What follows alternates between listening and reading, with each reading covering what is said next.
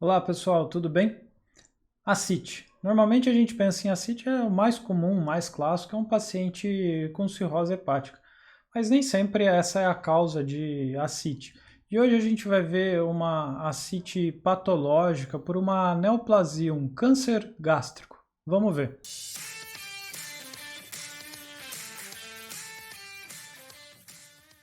Bom, esse é um paciente feminina de 40 anos. A queixa era dor abdominal e emagrecimento. E distensão abdominal. Então aqui a gente está na transição tórico-abdominal. Eu não vou mostrar a janela pulmonar, mas não tinha nenhuma metástase. E o que chamava atenção, ó, essa paciente tem ascite. Tudo isso daqui é líquido livre na cavidade abdominal, esse tom de cinza aqui que a gente está vendo. Olha a diferença do que é líquido e do que é gordura, né? A gordura é esse tom de cinza mais escuro. Então aqui a gente está diante de uma moderada ascite, né? Normalmente a gente pensa na cirrose hepática, essa paciente não tem cirrose hepática, esse fígado está com uma atenuação, com os contornos preservados. Ele é um pouquinho irregular esse contorno, mas depois a gente vai ver o porquê. Chama atenção para a gente imediatamente quando olha essa CIT, a gente consegue delimitar bem os seus folhetos peritoneais. Esse folheto peritoneal, que é virtual, normalmente a gente não vê, mas aqui ele está todo espessado. A maior parte dele está espessada, a gente vê bem. Chega aqui na região de baixo, ó, você consegue ver um tom de cinza um pouco mais claro do que o tom de cinza da ascite. Então a gente está vendo esse folheto espessado. É um folheto doente, uma peritonite. Ele está inflamado, está irregular. E vamos ver por que está acontecendo isso. Uma das causas de ascite patológica, a gente tem que pensar em paciente feminino é tumor de ovário, mas aqui no caso não é a situação. O que a gente tem? Olha só, aqui está o estômago, né? Vamos subir, vamos voltar de novo. Aqui a gente está no esôfago, chega aqui a transição esôfago-gástrica, vem para cá, esse é o fundo gástrico. Aqui ele tem uma espessura normal, você consegue ver o pregamento mucoso, o realce mucoso preservado nessa região.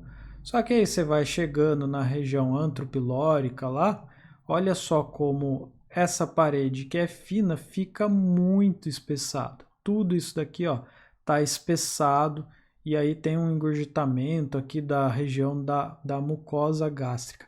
Mas olha como isso daqui é muito espessado. E esse padrão é um padrão que a gente pode pensar inicialmente de uma linite plástica, né? E quando você pensa em linite plástica, a causa mais comum é o adenocarcinoma pouco diferenciado de células pouco coesas, que antigamente se chamava de células em anel de Sinet.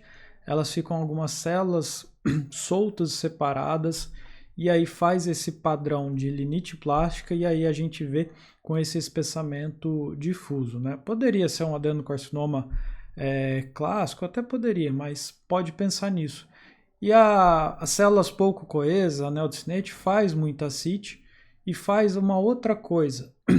Além da gente ter visto esse espessamento do folheto peritoneal, repare na disposição das alças intestinais, ó. Elas já estão mais medianizadas, né? E além disso, olha só o aumento maior. Isso daqui é o aumento maior. A gente quase não vê ele, não é para ver muita coisa. Veja como ele está todo junto e todo irregular, todo espesso, né? Isso daqui está começando a formar o que a gente chama de mental cake e está mostrando a disseminação dessa lesão neoplásica gástrica dessas células para o peritônio. Então aqui a gente tem uma lesão gástrica com extensão com doença neoplásica peritoneal.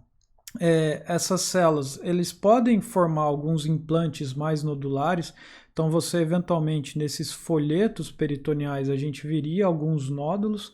Aqui não é francamente bem visto isso, né?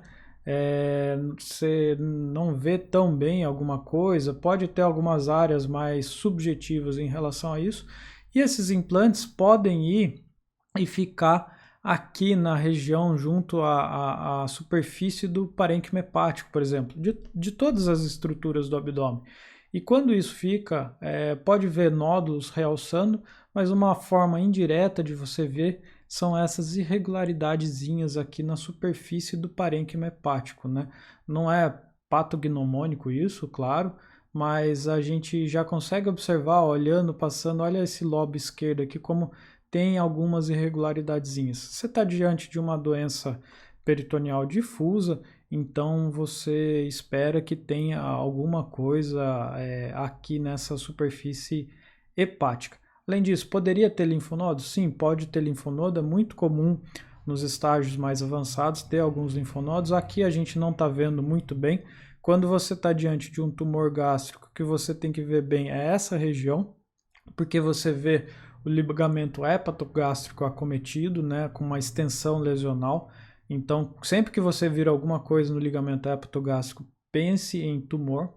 E outra coisa que a neoplasia de células pouco coesas gosta de fazer é fazer uma disseminação mais retroperitoneal e vindo para trás, e forma um tecido que vai aqui na região em volta da aorta. Nesse caso a gente não tem isso, não está vendo muito bem, mas às vezes forma esse tecido, e um grande diagnóstico diferencial, se você não estiver vendo claramente uma lesão primária, é pensar em doenças linfoproliferativas. Então, anel de Snedt, doenças linfoproliferativas, pode ter uma disseminação aqui periaórtica, tá bom? Bom, nesse caso era isso que tinha para mostrar.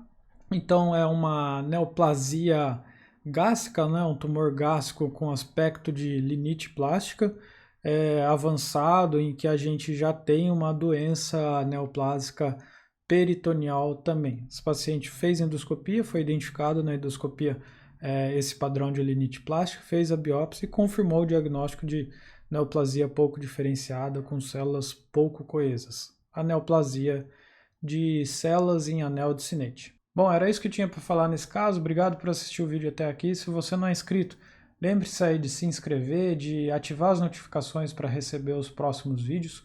Toda semana tem algum material novo de radiologia diagnóstica postado no canal. E compartilhe com seus amigos e colegas, pessoas que têm interesse nesse tipo de material, para difundir cada vez mais o conhecimento na radiologia médica. Muito obrigado e até o próximo vídeo.